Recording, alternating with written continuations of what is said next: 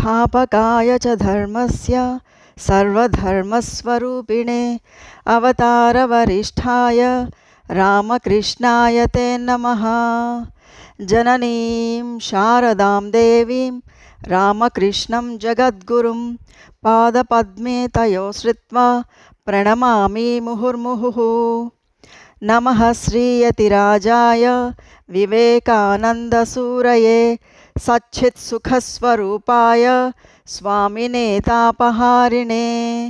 गुरुर्ब्रह्मा गुरुर्विष्णुः गुरुर्देवो महेश्वरः गुरुसाक्षात् परं ब्रह्म तस्मै శ్రీగురవే నమః.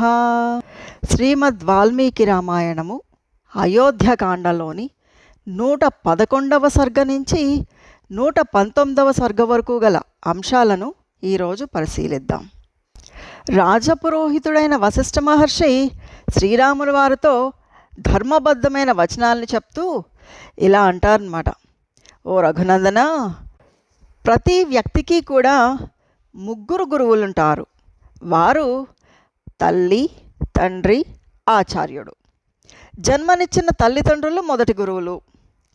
సకల శాస్త్రాలను బోధించి జ్ఞాననేత్రాన్ని ప్రసాదించిన ఆచార్యుడు తల్లిదండ్రుల కంటే కూడా శ్రేష్టమైన గురువు. నేను నీకే కాదు, నీ తండ్రికి కూడా ఆచార్యుణ్ణే. కాబట్టి నువ్వు నా మాట విను, సత్సంప్రదాయాన్ని పాటించు. నాయనా రామ, సభాసదులు, బ్రాహ్మణోత్తములు, పురజనులు అందరూ కూడా ఇక్కడికి చేరున్నారు. వాళ్ళందరినీ పాలించడం అనేది నీ ధర్మం. సన్మార్గాన్ని విడిచిపెట్టద్దు. వృద్ధురాలు, ధర్మపరాయణురాలు అయిన మీ తల్లి మాటను కాదనుకు నాయన. ఆమె మాటను పాటించు. సత్పురుషుల మార్గాన్ని ఉల్లంఘించకు.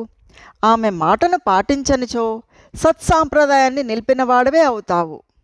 ఓ రామా, నిన్ను వేడుకుంటున్న భరతుడి పలుకులను ఒక్కసారి మన్నించు అంటూ ఎంతో మృదుమధురంగా వశిష్ఠ మహర్షి ఇలా పలికిన తర్వాత శ్రీరాముడు తండ్రి ఆజ్ఞను పరిపాలించడానికే దృఢంగా నిశ్చయించుకున్న వారై ఆ మునీశ్వరులతో ఈ విధంగా చెప్తారు.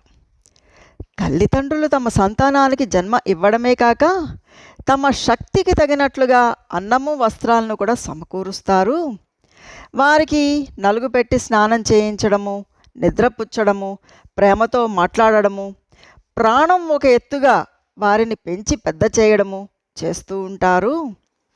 అలాంటి తల్లిదండ్రులు తమకు చేసిన సేవల రుణం తీర్చుకోవడం అనేది ఎవ్వరికైనా కూడా అసాధ్యము. మా తండ్రి దశరథ మహారాజు నాకు జన్మనిచ్చినవారు కాబట్టి ఆయన నాకు ఇచ్చిన ఆదేశము వమ్ము కాకూడదు అంటూ శ్రీరాముల వారు దృఢంగా పలుకగా మృదు స్వభావం కల భరతుడు ఎంతో నిస్పృహకు లోనవుతారు. తర్వాత తనకి దగ్గరలోనే కూర్చుని ఉన్న సుమంత్రుడితో శ్రీరాముల వారు అయోధ్యకి తిరిగి వచ్చే వరకు కూడా నిరాహార దీక్షను పూని ముఖాన్న ముసుగు వేసుకుని ఇక్కడే పడి ఉంటాను అంటూ చాలా దృఢంగా పలుకుతాడు భరతుడు. అంతేకాదు, తానే దర్భాసనాన్ని తెచ్చుకుని నిరాశ నిస్పృహకు లోనైన వాడై దాని మీద కూర్చుండిపోతాడు. అది చూసిన శ్రీరాముల వారు భరతుణ్ణి ఓదారుస్తూ, నాయనా భరత, నువ్వు నన్ను అడ్డగించడానికి నీకు నేను చేసిన అపకారం ఏమిటి? బ్రాహ్మణుడు ఒక పక్కకు వాలి పరుండి అన్యాయానికి పాల్పడిన వారిని అడ్డగించడం అనేది యుక్తమే. కానీ పట్టాభిషిక్తులు కానున్న క్షత్రియులు ఇలా అడ్డగించడం తగని పని. కాబట్టి ఈ కఠోర వ్రతాన్ని మానుకో. వెంటనే అయోధ్య నగరానికి బయలుదేరు అని చెప్తారు శ్రీరాముల వారు. భరతుడు అక్కడున్న ప్రజలందరినీ కూడా మీరెందుకు రాముల వారికి నచ్చ చెప్పరు అని అడిగేసరికి వాళ్ళందరూ కూడా శ్రీరాముడు గురించి మాకు బాగా తెలుసు, ఆయన పలుకుతున్న మాటలు యుక్తమైనవే, మహానుభావుడైన శ్రీరాముడు తండ్రి ఆదేశాన్ని పాలించడానికే స్థిరంగా నిలబడి ఉన్నారు కాబట్టి వెంటనే ఆయన్ను అయోధ్యకు తిరిగి తీసుకురావడంలో మేము ఆసక్తులము అంటూ జవాబిస్తారు భరతుడికి. ఆ ప్రజల వచనాల సారాంశాన్ని గ్రహించిన శ్రీరాముడు భరతుడితో, వాళ్ళందరి పలుకులు శ్రద్ధగా విని వాటిని అర్థం చేసుకుని లే, నన్ను జలాన్ని స్పృశించు, ఇక అయోధ్యకి బయలుదేరు అంటూ చెప్తారన్నమాట. అది విన్న భరతుడు లేచి జలాన్ని తాకి ఇట్లా అంటాడు, అందరూ వినండి, రాజ్యం కోసం నేను మా తండ్రిని ఎప్పుడు కూడా యాచించి ఎరగలేదు. ఈ విషయమై నేను మా తల్లితో ఏమాత్రము ప్రస్తావించి ఉండలేదు. పరమ ధర్మజ్ఞుడైన శ్రీరాముడి వనవాస విషయంలో నా ప్రమేయము ఇసుమంతైనా లేదు. తండ్రి ఆదేశానుసారము వనవాసం చేయడం తప్పనిసరి అయితే ఆ 14 సంవత్సరాల కాలము ఆయనకు బదులుగా నేనే వనవాసాల్లో నివసిస్తాను అంటూ చెప్తాడు దృఢంగా భరతుడు.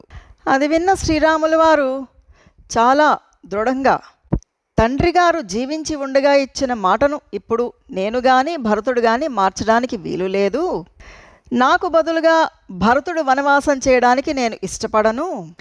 ఎలా అంటే సమర్థుడైన వాడు వేరే వారితో పని చేయించుకోవడం అనేది లోకనింద్యం. కాబట్టి నేను 14 సంవత్సరాల గడువు ముగించుకుని వనాల నుంచి తిరిగి వచ్చిన తర్వాత ధర్మ స్వభావం గల ఈ సోదరుడితో కలిసి రాజ్యాన్ని చక్కగా ఏలతాను. ఓ భరత, అయోధ్యాపతి అయిన మన తండ్రి మాటలను తలదాల్చి ఆయనకు అసత్య దోషం అనేది అంటకుండా చెయ్యి అంటూ చెప్తారు రాముల వారు.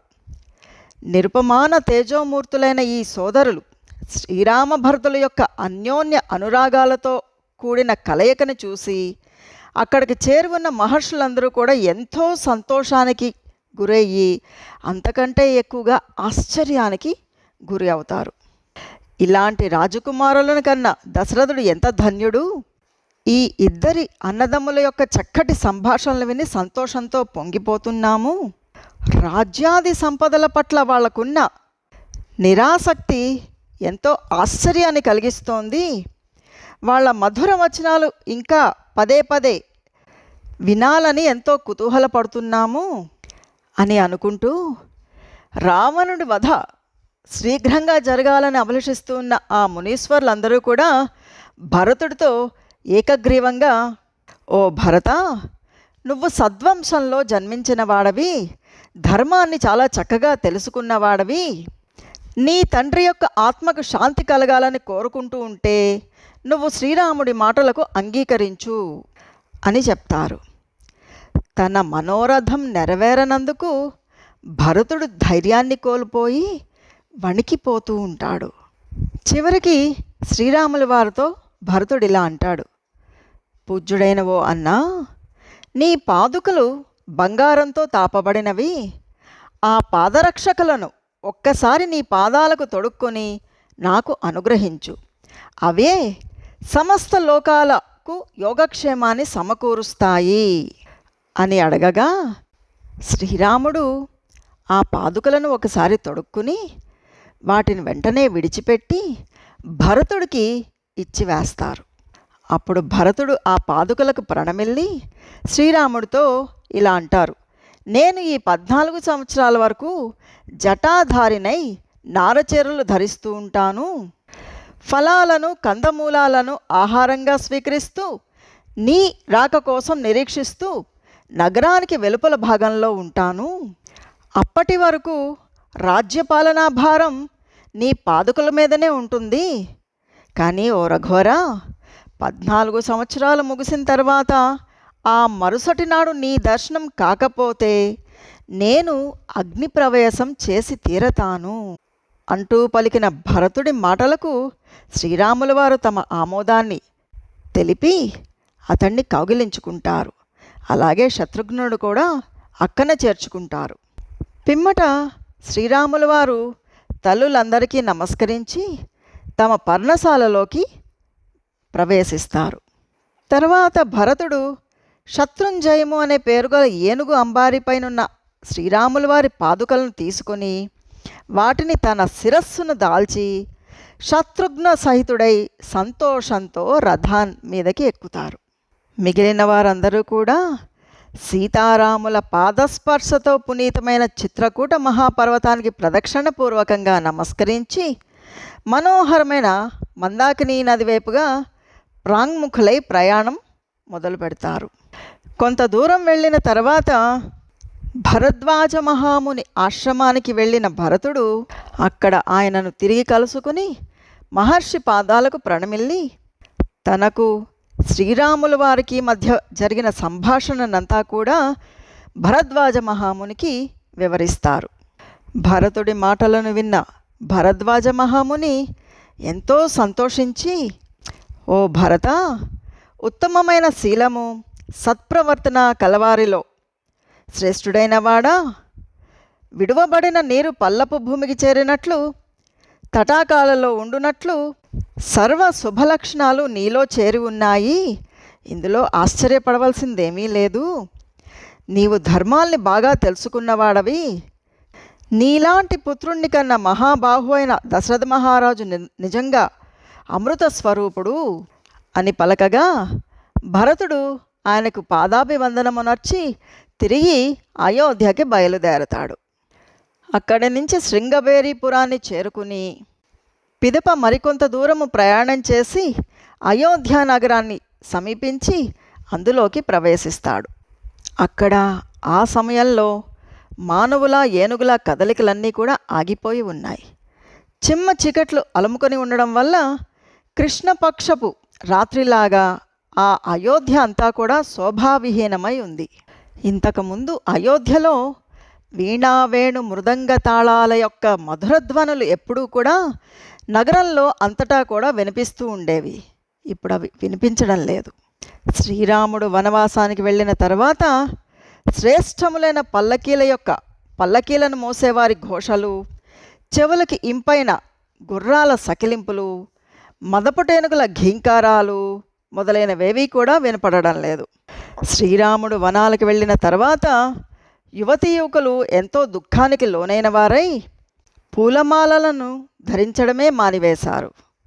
శ్రీరాముడి ఎడబాటుకు కుమ్మిలిపోతున్న పురజనులందరూ కూడా వ్యాహ్యాళి కోసమే బయటకు వెళ్ళడం లేదు సరికదా, వాళ్ళు పూలమాలను సైతం ధరించడం మానేశారు. వెలవెలబోతూ ఉన్న ఈ రాజవీధులన్నిటినీ చూస్తూ భరతుడు రాజభవనంలోకి ప్రవేశించాడు.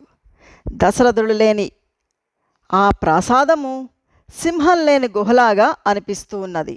ఆ అంతఃపురంలో జనసంచారం లేకపోవడంతో బోసిపోయి ఉంది. సూర్యరశ్మి లేక దేవతలచే విడువబడిన దుర్దినం లాగా శోభావిహీనమై ఉంది. బుద్ధిమంతుడైన భరతుడు ఆ అంతఃపురాన్నంతటినీ కూడా కలయ చూసి ఎంతో దుఃఖానికి లోనయ్యాడు.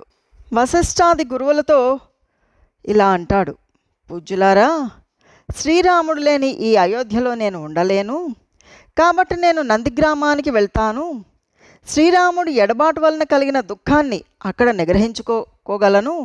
కాబట్టి అక్కడికి వెళ్ళడానికి మీ అందరూ కూడా నాకు అనుమతిని ఇవ్వాల్సి ఉంటుంది. ఈ కోసల రాజ్యానికి వాస్తవంగా శ్రీరాముడే మహారాజు. కాబట్టి ఆయన ఈ రాజ్యాన్ని పాలించడం కోసం అయోధ్యకి తిరిగి వచ్చే వరకు నందిగ్రామం నుండియే నేను ఆయన కోసం నిరీక్షిస్తూ ఉంటాను అంటూ భరతుడు పలికిన శుభవచనాలను విన్న కులగురువైన వశిష్ఠుడు మంత్రులు అందరూ కూడా ఇలా అంటారు, నాయనా భరత, నువ్వు చెప్పిన ఈ పలుకులన్నీ కూడా ఎంతో శ్లాఘనీయాలు. నీ భాతృవాత్సల్యానికి ఇవి మచ్చుతునకలు. ప్రతిరోజు నువ్వు నీ అన్నయ్యన శ్రీరాముడిని దర్శించడానికే తహతలాడుతూ ఉంటావు. ఎప్పుడూ ఆయన హితాన్నే కోరుకుంటూ ఉంటావు. పైగా ధర్మ మార్గంలోనే నిరతుడివై ఉంటావు. అలాంటి నీ మాటను మేమెవ్వరం కూడా కాదనలేము అంటూ వారు చెప్పిన ప్రియవచనాలను విని భరతుడు రథాన్ని సిద్ధం చేయమని సారథితో పలుకుతారు. తమ తల్లులందరికీ కూడా పాదాభివందనం చేసి భరత శత్రుఘ్నులిద్దరూ కూడా రథాన్ని ఎక్కి నందిగ్రామానికి బయలుదేరతారు. ఎవరు ఆదేశించుకున్నా కూడా పౌరులందరూ కూడా అతన్ని అనుసరిస్తారు. సాటిలేని సోదర ప్రేమ కలవాడు ధర్మాత్ముడైన భరతుడు శ్రీరాముల వారి పాదుకలను శిరస్సును దాల్చి రథంపై వేగంగా నందిగ్రామానికి చేరుకుంటారు. అక్కడ గురువులతో ఇలా అంటాడు, ఈ పాదుకలను మా అన్నగారి పాదాలుగా గౌరవిస్తాను. పూజ్యములైన ఈ పాదుకలకు ఛత్రాన్ని పట్టండి, వింజామరలతో వీచండి. మా అన్నగారి ఈ పాదుకల ద్వారానే ఈ రాజ్యంలో ధర్మం సుస్థిరంగా ఉంటుంది. మా అన్నయ్యన శ్రీరాముడు మిక్కిలి ప్రేమతో న్యాస రూపంలో ఈ రాజ్యభారాన్ని నాపై మోపి ఉన్నాడు.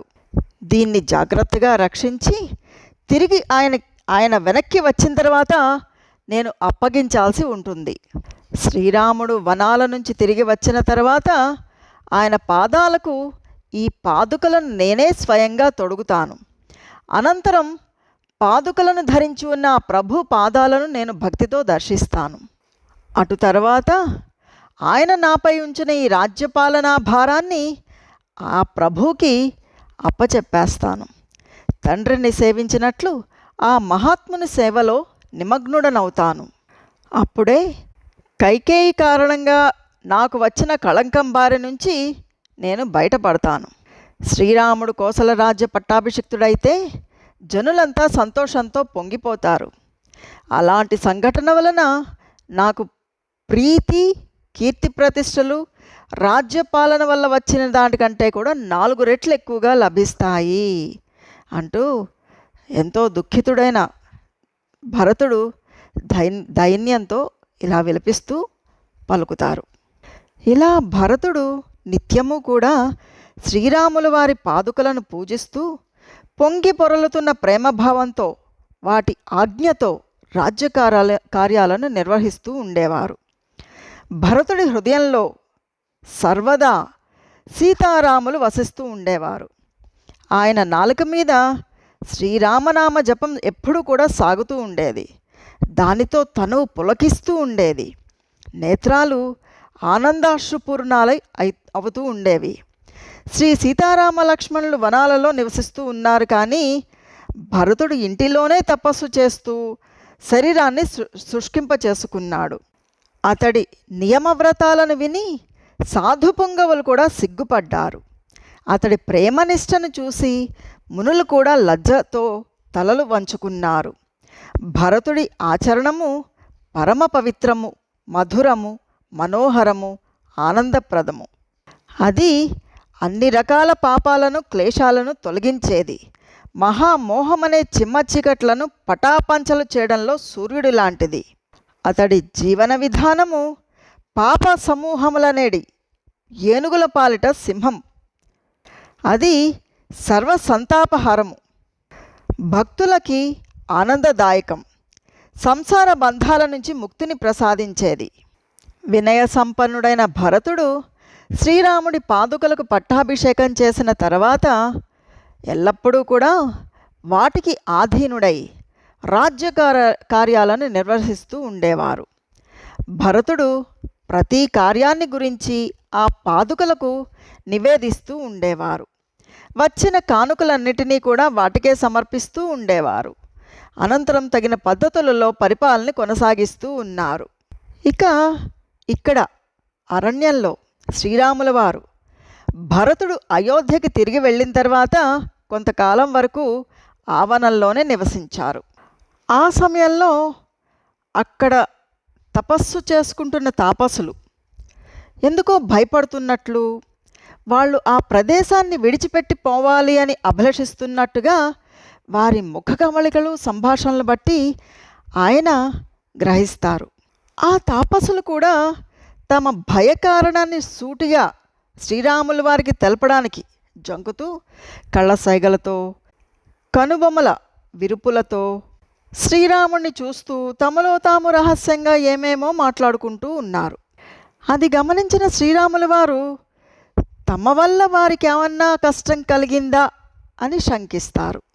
ఒక కులపతి అయిన మహర్షి దగ్గరికి వెళ్ళి ఆయనకి నమస్కరించి ఇలా అడుగుతారు, ఓ పూజ్య మహర్షి, నా వలన కానీ, లక్ష్మణుడి ప్రవర్తన వల్ల కానీ, సీత యొక్క ప్రవర్తన వల్ల కానీ మీకు ఏదైనా లోపము జరిగిందా అని అడగగా, వృద్ధుడు తపస్వి అయిన ఆ మహర్షి శ్రీరాముడి మాటలు విని వణుకుతూ, నాయనా రామా, మీ ఎవరి వల్ల కూడా ఎలాంటి లోపము జరగలేదు.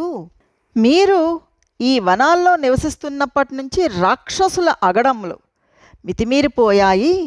అందుకే తాపసులందరూ కూడా భయంతో వారిలో వారు గుసగుసలాడుకుంటూ ఉన్నారు. రావణాసురుడి తమ్ముడైన ఖరుడు అనే పేరు గల ఒకానొక రాక్షసుడు దండకారణ్యంలో నివసిస్తూ తపస్సు చేసుకుంటున్న మునులందరినీ కూడా ఎన్నో విధాలుగా బాధిస్తూ ఉన్నాడు. అతడు పరమ పొగరబోతు. తనని ఇక్కడ ఎదిరించేవారెవ్వరూ లేరని మదించి ఉన్నవాడు. క్రూరుడు, నరమాంసభక్షకుడు, అహంకారి, మహాపాపి. అతడిక్కడ నీ ఉనికిని కూడా సహించడం లేదు.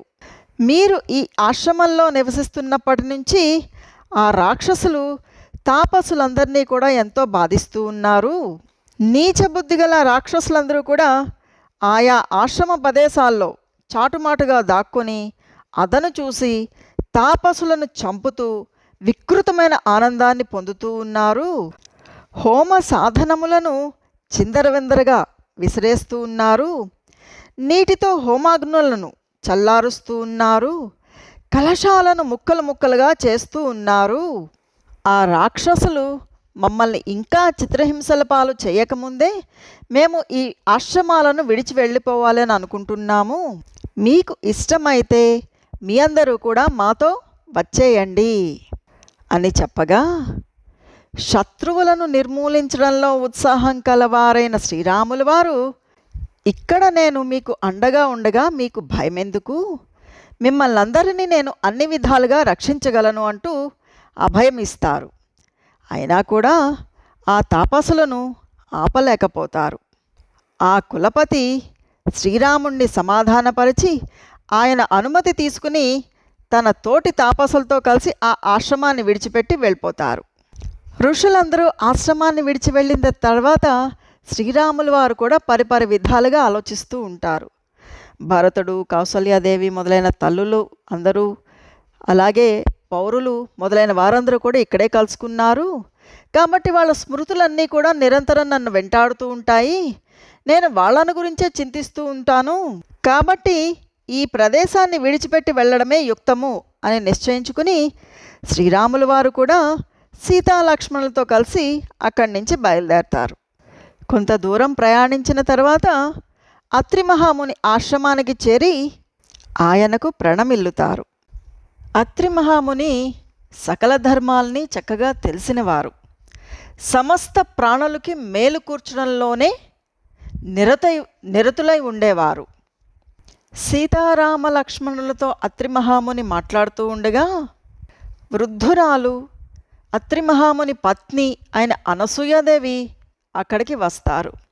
అత్రి మహాముని ఆవిడను ఎంతో సగౌరవంగా ఆహ్వానిస్తారు. ఆ తర్వాత అనసూయాదేవితో ఆయన, ఈమె విదేహ రాజకుమార్తె అయిన సీతాదేవి, ఈమెను లోపలికి తీసుకువెళ్ళు అంటూ అనసూయాదేవితో చెప్తారు అత్రి మహాముని. వారిరువురు లోపలికి వెళ్ళిన తర్వాత శ్రీరాములు వారితో అనసూయాదేవి గురించి ఇలా చెప్తారు ఆయన. ఓ పుణ్యాత్ముడా, ఒకానొక సమయంలో వరుసగా 10 సంవత్సరాల పాటు వర్షాలు కురవక కరువు కాటకాలు ఏర్పడ్డాయి. లోకాలన్నీ కూడా తినడానికి తిండి, తాగడానికి నీరు లేక మలమల మాడిపోయాయి. అప్పుడు ఈ అనసూయాదేవి కఠోరమైన నియమాలతో తీవ్రమైన తపస్సు చేసి తన తపఃప్రభావంతో కందమూల ఫలాలను సృష్టించడమే కాకుండా గంగానదిని ప్రవహింపచేసి లోకాల యొక్క ఆకలి దప్పుల్ని తీర్చింది. ఈమె 10,000 సంవత్సరాల కాలం తీవ్రమైన తపస్సును ఆచరించి చాంద్రాయణాది వ్రతములను నిర్వర్తించి వాటి ప్రభావంతో ఋషీశ్వరుల తపశ్చర్యలకు ఎదురైన విఘ్నాలన్నిటినీ కూడా తొలగించింది. అంతేకాక ఒకసారి మాండవ్య మహాముని శాండిలి అనే తపస్వినికి నీవు 10 రోజుల్లోగా ఒక ప్రాతకాలంలో వైధవ్యాన్ని పొందుతావు అంటూ శపించారు. ఆ శాండలి అనసూయాదేవికి ఆత్మీయురాలు. మాండవ్యముని ఇచ్చిన శాపానికి ప్రతీకారంగా ఇక సూర్యోదయమే కాకుండుగా కానీ శాండలి ప్రతిశాపం ఇచ్చింది. దీనికి దేవతలందరూ భయభ్రాంతులై అనసూయాదేవిని శరణుజొచ్చారు. ఆమె తన తపో మహిమతో 10 రాత్రులను ఒక్క రాత్రిగా చేసింది. ఈ విధంగా ఆమె శాండిల్యని భర్త ప్రాణాలను కాపాడి దేవతల కోరికలను కూడా తీర్చింది. అలాంటి మహాత్మురాలైన అనసూయ నీకు తల్లి లాంటిది. ఆమె సమస్త ప్రాణులకు పూజ్యురాలు, ఎప్పుడూ కోపాన్ని ఎరగని శాంతమూర్తి అని కీర్తి వహించింది. ఆమె పెద్ద ముత్తైదవ. తన సత్కర్మలతో అసూయ లేనిదిగా అంటే అనసూయగా ప్రసిద్ధికెక్కింది.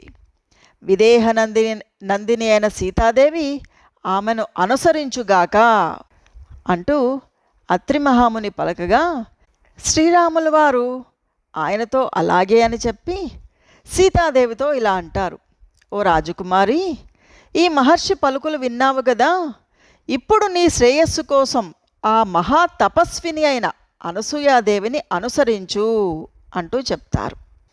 అది విన్న జనకుని కుమార్తె అయిన సీతాదేవి తన హితాన్ని కోరుతూ శ్రీరాముడు చెప్పిన ఈ మాటలను వింటూ ధర్మజ్ఞురాలైన అత్రి మహర్షి యొక్క భార్యను అనుసరించారు. పతివ్రత మహాత్మురాలు అయిన ఆ అనసూయాదేవికి తమ పేరును తెలుపుతూ సీతాదేవి ఎంతో భక్తి శ్రద్ధలతో నమస్కరించారు. అంతటా ఆ అనసూయాదేవి కూడా మహాత్మురాలైన సీతాదేవిని చూస్తూ ఆవిడని ఓదార్స్తూ సంతోషంతో ఇలా అంటారు, ఓ సీత, నువ్వెంతో అదృష్టవంతురాలివి, ధర్మ మార్గాన్ని అనుసరిస్తూ ఉన్నావు. నీ బంధువులను, అభిమానాన్ని, వివిధ సంపదలను త్యజించి వనాలకు పంపబడిన నీ భర్త అయిన రాముణ్ణి అనుసరిస్తున్న భాగ్యశాలివి. మనము ఒనర్చే తపస్సు వలన లభించేటి శాశ్వత ఫలితంలాగా భర్త అయిన వాడు సర్వకాల సర్వావస్థల్లోనూ భార్యను రక్షిస్తూ ఇహపర సుఖాలను చేకూరుస్తూ ఉంటాడు. ఓ సీత, కామాతురలైన దుష్ట స్త్రీలు పరపురుషులను కాంక్షిస్తూ ఉంటారు. వారు భర్తల మాటలను పెడచెవిన పెడతారు, పైగా వాళ్ళని శాసిస్తూ ఉంటారు. మంచి చెడ్డల విచక్షణ లేకుండా వారు విచ్చలవిడిగా ప్రవర్తిస్తూ ఉంటారు. అలాంటి స్త్రీలు అనుచితమైన కార్యాలకు పాల్పడి ధర్మభ్రష్టులవుతూ ఉంటారు. అందువల్ల వారు ఈ లోకంలో శాశ్వతమైన అపకీర్తిని మూటగట్టుకుంటారు. సద్గుణవతులు, లోకంలో మంచి చెడ్డలు బాగా తెలిసినవారు అయిన నీలాంటి ఉత్తమ స్త్రీలు ధర్మ మార్గాన్ని అనుసరిస్తూ వనితల వలె స్వర్గంలో విహరిస్తూ ఉంటారు. ఓ సీత, అందువల్ల నువ్వు నీ పతిదేవుడైన ఈ శ్రీరాముని సేవలలోనే నిమగ్నులై ఉండు. పతివ్రతా ధర్మాలను పాటిస్తూ ఉండు. నీ భర్తకు సహధర్మచారిణివై ఉండు. తత్ఫలితంగా నువ్వు చక్కని కీర్తి ప్రతిష్టలను, ఉత్తమ ధర్మ ఫలితాలను పొందగలవు అంటూ అనసూయాదేవి తెలిపిన వచనాలను గౌరవిస్తూ సీతాదేవి ఆవిడతో తిన్నగా ఇలా అంటారు, ఓ దేవి, ఈ లోకంలో గల స్త్రీలలో శ్రేష్టమైన దానవు. నాతో నీవు ఇలా పలకడం ఆశ్చర్యంగా లేదు. స్త్రీకి పతియే దైవము అనే విషయము నేను ఎరుగుదును. ఒకవేళ భర్త గుణహీనుడైనా గుణవంతుడైనా ఆ విషయంలో ఎలాంటి సంకోచం లేకుండా సతికి పతి సేవించదగిన వాడే. ఇక నా భర్త అయిన శ్రీరాముడి విషయంలో చెప్పవలసిన పనేమిటి? ఆయన గుణాలు శ్లాఘనీయాలు. ఆయన దయాళువు, జితేంద్రియుడు, సకల ప్రాణుల పట్ల దృఢమైన అనురాగము కలవాడు, మీదు మిక్కిలి ధర్మనిరతుడు, తల్లిదండ్రులలాగా నాకు అత్యంత ప్రేమాస్పదుడు. కాబట్టి ఆయన్ను భక్తి శ్రద్ధలతో చక్కగా సేవిస్తాను. మహాబలశాలి అయిన శ్రీరాముడు తన కన్న తల్లి అయిన కౌసల్యాదేవి పట్ల చూపే భక్తి గౌరవాలనే తదితర రాజపత్నుల పట్ల కూడా ప్రదర్శిస్తూ ఉంటారు.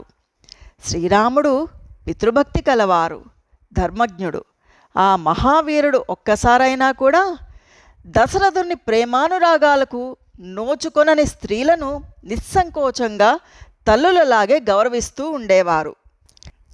మీరు నాతో పలికిన మాటలు మా అత్తగారు, మా తల్లి నాకు చేసిన ఉపదేశాలను మళ్ళీ ఇంకొకసారి జ్ఞప్తికి తెస్తున్నాయి అంటూ సీతాదేవి పలికిన పలుకులను విన్న అనసూయాదేవి ఎంతో సంతోషిస్తూ ఆవిడను ఏదైనా వరం కోరుకోమని అడుగుతారు. అది విన్న సీతాదేవి చిన్నగా దరహాసం చేస్తూ, మీ మధురమైన పలుకులతోటే నా కోరికలన్నీ తీరిపోయాయి, ఇక మీరు నా కోసం చేయవలసిందేమీ లేదు అంటూ పలుకుతారు. సీతాదేవి పలుకులను విన్న అనసూయాదేవి ఎంతో సంతోషపడుతూ, ఓ సీత, ఏమీ కోరని నీ నిండుదనానికి పరమానంద భరితురాలనైపోయాను. అయినా కూడా నీకొక వరాన్ని ప్రసాదిస్తాను. ఈ శ్రేష్టములైన మాలలు, వస్త్రాలు, ఆభరణాలు, అంగరాగములు, అమూల్యమైన పైపోతలు దివ్యములైనవి. ఇవి నీ శరీరానికి ఎంతో తగినవి. ఇవి ఏమాత్రమూ వసివాడక సర్వదా దర్శనీయాలై ఉంటాయి. వీటన్నిటినీ కూడా నీకు ఇస్తాను. ఇవి నీ శరీరానికి వన్నె తెస్తాయి. వీటితో నీ భర్తను సంతోషపరచగలవు అని చెప్పగా, సీతాదేవి ప్రీతిపూర్వకంగా ఇవ్వబడిన వస్త్రాలను, అంగరాగాలను, నగలను, దండలను అనసూయాదేవి నుంచి స్వీకరిస్తారు. అనంతరం శ్రీరాముడు స్వయంవర సభలో సీతాదేవిని అర్ధాంగిగా పొందిన కథను వినగోరి అనసూయాదేవి అడుగగా, తమ వివాహగాథను గురించి సీతాదేవి చెప్పడం ప్రారంభిస్తారు. జనక మహారాజు మిథిలా నగరానికి ప్రభువు. ఆయన తమ రాజ్యాన్ని ప్రజారంజకంగా, ధర్మబద్ధంగా పరిపాలిస్తూ ఉండేవారు. ఒకానొక సమయంలో ఆయన యజ్ఞం చెయ్యగోరి దానికి అనువైన క్షేత్రాన్ని తాను స్వయంగా మేడికర్రను పట్టుకుని నాగలతో దున్నసాగారు. అప్పుడు నేను భూమిని చీల్చుకుని బయటికి వచ్చానట. ఆ విధంగా నేను ఆ ప్రభువుకి పుత్రికనయ్యాను. ఇంతలో ఆకాశం నుంచి ఒక దివ్యవాణి నా గురించి ఇలా తెలిపింది, ఓ రాజా, ఈమె మనుష్య బాలిక కాదు, ఒక దివ్య శిశువు. కాబట్టి ధర్మంగా ఈమె నీ కుమార్తెయే. ఆ దివ్య వచనాలను విన్న మా తండ్రి గారు సంతోషంతో పొంగిపోయారు. నా తల్లిదండ్రులిద్దరూ కూడా నన్ను అల్లారు ముద్దుగా పెంచి పెద్ద చేశారు. వివాహానికి తగిన వయస్సు వచ్చిన నన్ను చూసి మా తండ్రి కష్టార్జితమైన సంపదను కోల్పోయిన నిర్ధనునిలాగా దీనుడై చింతాక్రాంతుడయ్యారు. అయ్యో నిజనైన నన్ను మనసులో ఉంచుకొని నా వివాహ విషయం గూర్చి ఆలోచించసాగారు. నాకు తగినట్లుగా ఉత్తమ వంశ సంజాతుడు, సత్ప్రవర్తనుడు, రూపయవ్వన సంపన్నుడైన వరుడు ఎంత వెదికి చూసినా ఆయన దృష్టికి గోచరించకుండెను. చివరికి స్వయంవర విధానం ద్వారానే నా కుమార్తెకి వివాహం చేస్తాను అంటూ నిశ్చయించుకున్నారు. సత్యసంధుడైన మా తండ్రి స్వయంవర మహోత్సవానికి సకల భూపతులను ఆహ్వానించారు. ఆ మహారాజుల సమక్షంలో శివధనస్సును గురించి ప్రస్తావించి, ఆ మహాధనస్సును లేవనెత్తి దానిని ఎక్కుపెట్టిన పరాక్రమశాలి అయిన పురుషుడికి నా కుమార్తె అయిన సీతాదేవిని ఇచ్చి వివాహం చేస్తాను అంటూ ప్రతిజ్ఞ చేశారు. అక్కడకు వచ్చిన రాజకుమారులందరూ కూడా ఆ గొప్ప ధనస్సును చూసి దానిని ఎక్కుపెట్టలేకపోయారు సరికదా, కదిలించడానికి కూడా అసక్తులయ్యి దానికి దండం పెట్టి వెళ్ళిపోయారు. ఇది జరిగిన చాలా కాలం తర్వాత ఎంతో తేజస్వి, సత్యపరాక్రముడు అయిన రఘురాముడు లక్ష్మణుడితో కలిసి విశ్వామిత్రుడి వెంట నా తండ్రి చేస్తున్న యజ్ఞాన్ని చూడడం కోసం మిథిలా నగరానికి వచ్చారు. విశ్వామిత్ర మహర్షి మా తండ్రి గారితో శ్రీరామ లక్ష్మణులు ఇద్దరూ కూడా దశరథ మహారాజు కుమారులని, వారు శివధనస్సును చూడగోరుతున్నారని పలికిన వెంటనే ఆ మహాధనస్సు అక్కడికి చేర్చబడింది. మహాపరాక్రమశాలి అయిన రఘురాముడు రెప్పపాటు కాలంలో ఆ ధనస్సును వంచి వెంటనే అల్లెతాడును సంధించి కర్ణాంతం వరకు దానిని బలంగా లాగారు. ఆ వెంటనే ఆ శివధనస్సు మధ్యకు విరిగి 2 ముక్కలయ్యింది. ధనుర్భంగమైనప్పుడు పిడుగుపాటు లాంటి ఎంతో భయంకరమైన ధ్వని వెలువడింది. ఆడిన మాట తప్పని మా తండ్రి నన్ను శ్రీరాముడికి ఇచ్చి కన్యాదానము చేయడానికి నిశ్చయించుకున్నారు. మా మామగారైన దశరథ మహారాజు యొక్క అనుమతితో శ్రీరాముడితో నా వివాహం అయ్యింది. నా చెల్లెలు ఊర్మిళను లక్ష్మణుడికిచ్చి స్వయంగా మా తండ్రి గారు వివాహం జరిపించారు. ఈ విధంగా స్వయంవర విధానంలో శ్రీరాముడికి నేను భార్యనయ్యాను. మహావీరులలో శ్రేష్ఠుడైన నా పతికి నేను సహధర్మచారిణినయ్యి సర్వదా ఆయన పట్ల అనురక్తురాలునై ఉన్నాను అంటూ సీతాదేవి చెప్పిన ఆవిడ స్వయంవర గాథను విన్న అనసూయాదేవి పరమానంద భరితురాలవుతారు. అనంతరం జనకుని కుమార్తె అయిన సీతాదేవి మహాతపస్వి అయిన అనసూయాదేవి ఎంతో వాత్సల్యంతో తనకి ఇచ్చిన వస్త్రాలను, ఆభరణాలను, పూలదండలను అన్నిటినీ కూడా శ్రీరామచంద్రునికి చూపిస్తారు. అప్పుడు మానవులెవ్వరికీ లభించని విధంగా సీతాదేవికి జరిగిన ఆదర సత్కారాలను చూసి శ్రీరాముడు, మహారథుడైన లక్ష్మణుడు ఎంతో ఆనందిస్తారు. అనంతరం తాపసులు, సిద్ధులు సమర్పించిన అతిథి సత్కారాలకు ఎంతో ప్రీతిపాత్రులై రాములవారు సీతా లక్ష్మణులతో కలిసి ఆ ఆశ్రమంలోనే ఆ పవిత్రమైన రాత్రిని హాయిగా గడుపుతారు. ఆ రాత్రి గడిచిన తర్వాత స్నానాదికాలు ముగించుకుని రామలక్ష్మణులు తమ ప్రయాణానికి అనుమతిని ఇవ్వమని కోరగా వనవాసులు, ధర్మవర్తనులు అయిన మునీశ్వరులు వారితో ఈ విధంగా అంటారు: ఈ వన ప్రదేశం అంతా కూడా రాక్షసులతో నిండి ఉన్నది. అందువల్ల కందమూల ఫలాల కోసం సంచరిస్తూ ఉన్నప్పుడు ఉపద్రవంతో కూడిన పని. ఓ రఘువరా, ఈ మహారణ్యంలో నరమాంస భక్షకులైన రాక్షసులు వివిధ రూపాలలో తిరుగుతూ ఉంటారు. ఇంకా ఇందులో పెద్ద పులులు మొదలైన క్రూర మృగాలు కూడా నివసిస్తూ ఉన్నాయి. ధర్మనిరతులైన తాపసులు ఏమరిపాటుగా ఉన్నప్పుడు ఈ క్రూర మృగాలు, రాక్షసులు వారిని చంపివేయడం జరుగుతూ ఉన్నది. ఓ రామా, ఆ ప్రమాదాల నుంచి వారిని రక్షిస్తూ ఉండు అని చెప్పి తపస్సంపన్నులైన బ్రాహ్మణోత్తములందరూ కూడా అంజలి ఘటించి ప్రయాణాలు హాయిగా సాగడం కోసమై శుభాశీస్సులను పలుకుతారు.